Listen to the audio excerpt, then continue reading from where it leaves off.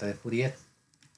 En este caso nos corresponde ver la parte de el análisis calculando la transformada discreta de Fourier. La transformada discreta de Fourier se puede obtener de tres maneras diferentes: a través de ecuaciones simultáneas, a través de la correlación y a través de la transformada rápida de Fourier. Estos tres métodos van a producir una salida idéntica, es decir, que cualquiera de ellos que apliquemos debe darnos como resultado la misma salida. El primer método, las ecuaciones simultáneas, es un método muy útil si nosotros queremos describir cómo es el procedimiento de la transformada discreta de Fourier. Sin embargo, es ineficiente en la práctica por la cantidad de operaciones que hay que realizar. El segundo método, el método de la correlación, se encuentra basado en detectar la existencia de una señal dentro de otra señal. Y la transformada rápida de Fourier es un algoritmo que descompone la transformada discreta de Fourier con n puntos en n transformadas discretas de Fourier de un punto. Entonces, generalmente nosotros utilizamos correlación y FFT. Correlación si las señales tienen menos de 32 muestras y la FFT es la técnica más usada para los demás casos. Vamos a hablar ligeramente de la transformada discreta de Fourier por ecuaciones simultáneas. Se lleva a cabo a través del siguiente proceso. Si se dan n muestras en el dominio del tiempo y se pide calcular n valores en el dominio de la frecuencia, lo que ocurre es que se van a ignorar los valores que deben ser 0. Luego, para resolver las n incógnitas, se debe ser capaz de escribir n ecuaciones linealmente independientes. Una vez que nosotros hemos identificado la cantidad de ecuaciones, entonces hay que obtenerlas a las mismas. Para ello, se toma la primera muestra de cada sinusoide y se la suma. La suma debe ser igual a la primera muestra en el dominio del tiempo, proporcionando la ecuación 1.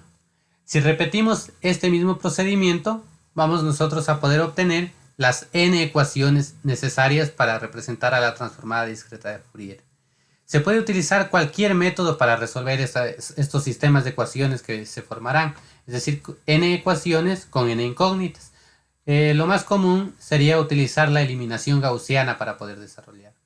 Como habíamos mencionado, lamentablemente este método requiere enormes cantidades de cálculos y prácticamente nunca se utiliza en procesamiento digital de señales. La importancia del mismo radica en que se puede demostrar que es posible descomponer una señal en sinusoides y además cuántas sinusoides se necesitan y qué funciones base deben aplicarse y que éstas sean linealmente independientes. Luego tenemos el siguiente método, que es la transformada discreta de Fourier por correlación. Supongamos que nosotros estamos tratando de calcular la DFT de una señal de 64 puntos.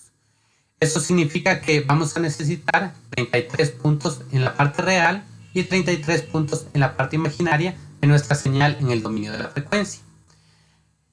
Vamos a proponer un ejemplo en donde mostraremos cómo calcular una sola muestra, en este caso una componente imaginaria x de 3, de lo que sería la representación en el dominio de la frecuencia.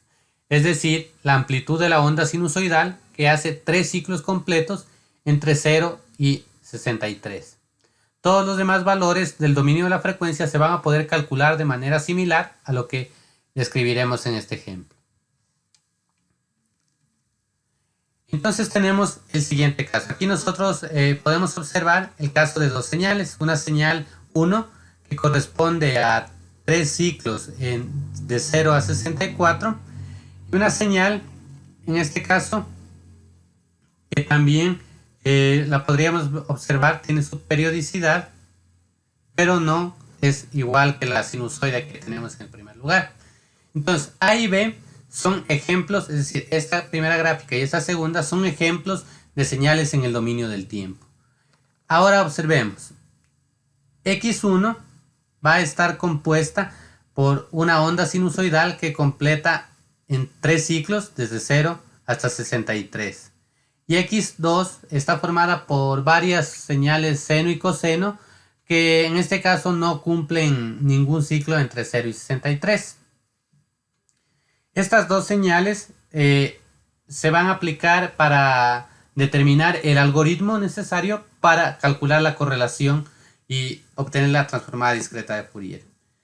Ahora, cuando nosotros alimentamos nuestro sistema de transformada discreta de Fourier con la señal 1, el algoritmo va a producir uno de los 33 valores de las amplitudes, es decir, de la amplitud de una onda sinusoidal que se encuentra presente en la señal. Entonces, ¿de qué manera ocurre esto? Si nosotros multiplicamos una señal base, aquí nosotros observamos, tenemos la misma señal base para los dos ejemplos, vamos a multiplicar una señal base por nuestra señal que queremos analizar. Al multiplicar nos da como resultado esta gráfica que nosotros observamos aquí. Las características de esta gráfica son las siguientes. Si nosotros calculamos el promedio de esta señal, es decir, la suma de las muestras, el mismo va a ser diferente de 0. Esto significa que la señal base se encuentra contenida en la señal original. Por otra parte, si nosotros multiplicamos nuestra señal base por la segunda señal de ejemplo, el resultado tenemos esta señal de aquí de la derecha. Si calculamos la señal promedio, es decir, sumar todas las muestras, nos va a dar un resultado igual a 0. Ese resultado igual a 0 significa que esta señal base no se encuentra contenida en la señal original. Entonces, ese es el proceso de correlación que se va a calcular para cada una de las muestras. Es decir, nosotros vamos a necesitar una serie de señales bases. ¿Cómo lo podemos manifestar matemáticamente? Tenemos que la parte real de nuestra señal va a ser igual a una sumatoria de productos entre cada una de las componentes de la señal de entrada por una señal base.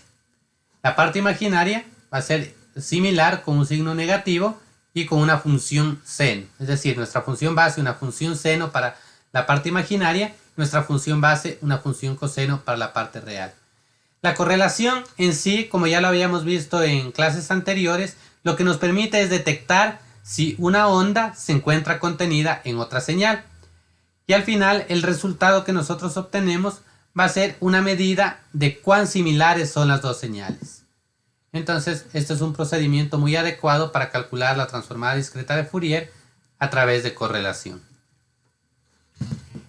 Aquí nace un concepto en el momento en que nosotros tenemos que elegir estas funciones base. Para elegir las funciones base hay que tomar en cuenta qué son las funciones ortogonales. Las funciones ortogonales van a ser aquellas funciones base, es decir, señales sinusoidales, que nosotros al multiplicarlas, como resultado la suma de las muestras va a ser igual a 0. ¿Qué significa eso? Que por ejemplo esta señal no se encuentra contenida dentro de esta señal. Es decir, si son linealmente independientes, significa que son funciones básicas ortogonales.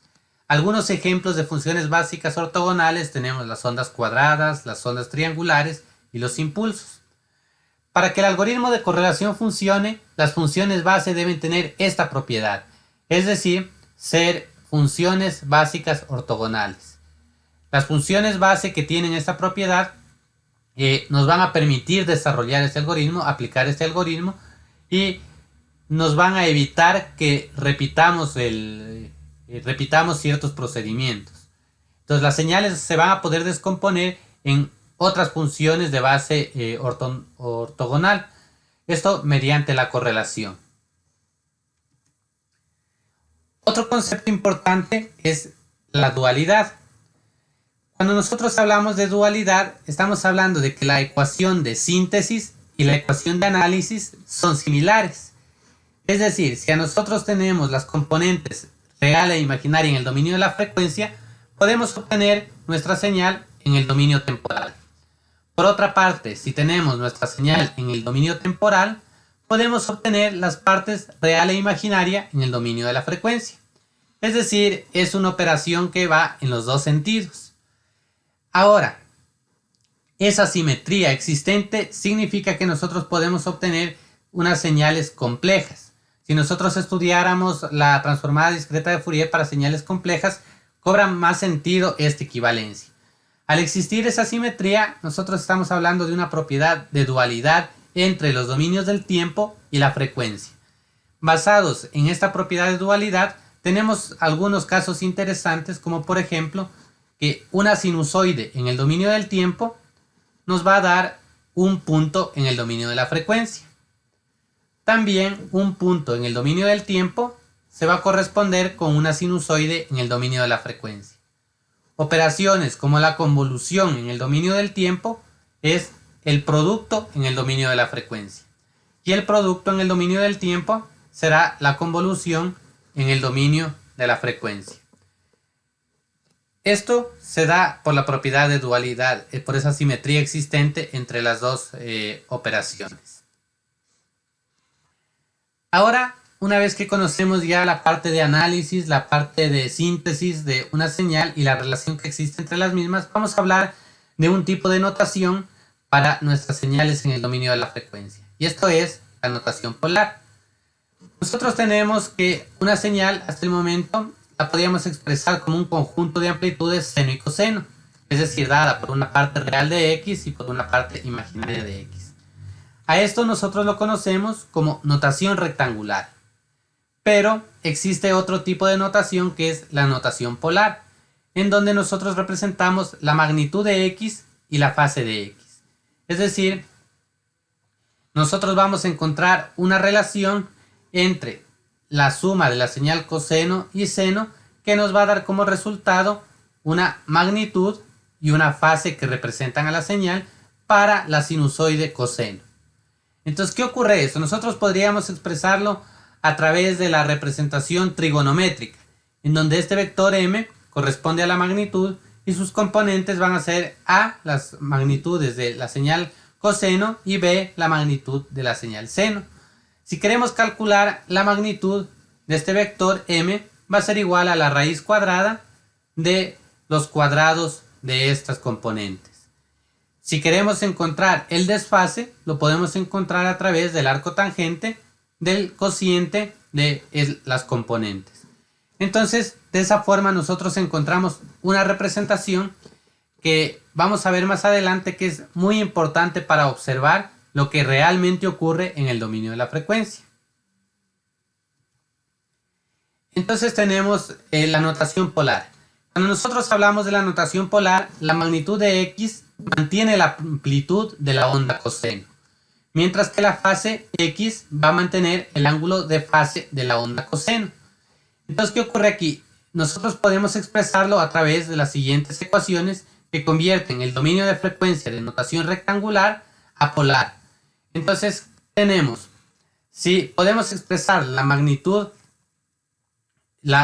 si podemos expresar la magnitud de nuestra componente real y de nuestra componente imaginaria, es decir, de nuestra señal en el dominio rectangular, podemos calcular la magnitud de x. Y con el arco tangente, a través de esas mismas componentes, podemos calcular también la fase. El caso contrario, es decir, la operación inversa. Nosotros podemos calcular la componente real a través de la magnitud y el coseno de la fase, y la parte imaginaria a través de la magnitud y el seno de la fase. Una comparativa nos dice que en la notación rectangular, la transformada discreta de Fourier nos va a permitir descomponer una señal de n puntos en n sobre 2 más 1 ondas coseno y n sobre 2 más 1 ondas seno, cada una con una determinada amplitud.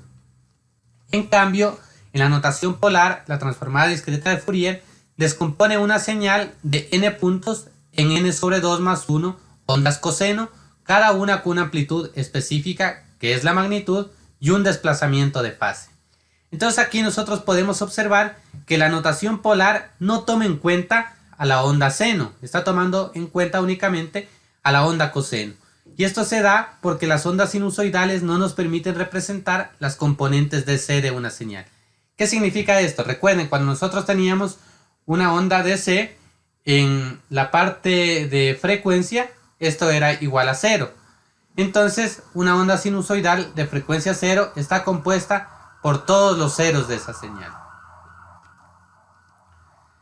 Tenemos aquí el caso de una representación de un filtro pasabajos para una forma rectangular y para la forma polar. Entonces nosotros podemos ver en la onda rectangular con la parte real y la parte imaginaria. Y en la forma polar, la magnitud y la fase. Si nosotros quisiéramos explicar el comportamiento de este filtro pasabajos, en la forma rectangular es algo realmente complejo. De hecho, no se hace en la práctica, no se realiza ese análisis. Nosotros no podemos determinar qué es lo que está realizando este sistema analizando su parte real y su parte imaginaria. Mientras que en la forma polar, nosotros podemos observar que es un filtro pasabajos con una frecuencia de corte de alrededor de 0.25 y además podemos ver su desplazamiento de fase, que se encuentra alrededor de la misma frecuencia. Entonces, esta es una de las características por la cual nosotros utilizamos la forma polar y en lugar de la forma rectangular. La forma rectangular se da en algoritmos, es decir, es sencillo implementarla a través de algoritmos que vamos a representar en nuestro ordenador, pero para visualizar siempre nos vamos a topar con la forma polar.